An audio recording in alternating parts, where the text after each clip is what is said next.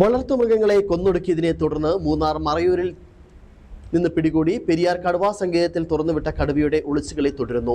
കാടിറങ്ങി ജനവാസ മേഖലയ്ക്ക് സമീപമെത്തിയ കടുവയെ ഡ്രോൺ ക്യാമറ ഉപയോഗിച്ച് കണ്ടെത്താനായെങ്കിലും പിടികൂടാനുള്ള ശ്രമം എങ്ങുമെത്തിയില്ല.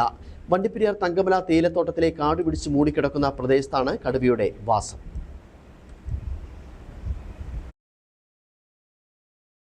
കടുവയെ കണ്ടെത്താൻ ഡ്രോൺ ക്യാമറ ഉയർന്നതോടെ കാടിനുള്ളിൽ ഒളിക്കുന്ന കടുവ പിന്നീട് തുറസായ സ്ഥലത്തെത്തുന്നു. കഴിഞ്ഞ ദിവസം കടുവയെ പിടികൂടാൻ സ്ഥാപിച്ച കൂടുതൽ സമയം വരെ കടുവയെത്തി തിരികെ പോയതായി വനപാലകർ കണ്ടെത്തി. ഉദ്ദേശം 5 വയസ്സ് പ്രായമുള്ള ആൺകടുവ പൂർണ്ണമായ ആരോഗ്യത്തോടെയാണ് കഴിയുന്നതെന്ന് കടുവയെ നിരീക്ഷിക്കുന്ന സംഘം പറയുന്നു.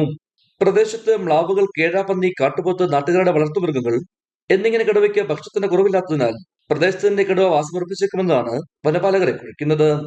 കടുവ സങ്കേതത്തിന് ചുറ്റും വൈദ്യുതിവേലി സ്ഥാപിച്ചെങ്കിലും മാട്ടുപ്പെട്ടി ഭാഗത്തെ ജലമൊഴുകുന്ന ചാലിലൂടെയാണ് കടുവ പുറത്തെത്തിയെന്നാണ് അധികൃതർ കണ്ടെത്തിയത്. കടുവയെ തിരികെ കാട്ടിലേക്ക് കടത്തിവിട്ട് പ്രദേശം കൂടുതൽ സുരക്ഷിതമാക്കാനാണ് അധികാരികൾ ശ്രമിക്കുന്നത്. കടുവ ഇറങ്ങിയതിനെ തുടർന്ന് ഭീതിയിൽ നിൽക്കുന്ന തങ്കമല പ്രദേശം കഴിഞ്ഞ ദിവസം ഇടുക്കി MP ഡീൻ കുര്യാക്കോസ് സന്ദർശനം നടത്തിയിരുന്നു. ഇടുക്കി വിഷൻ, കുമളി.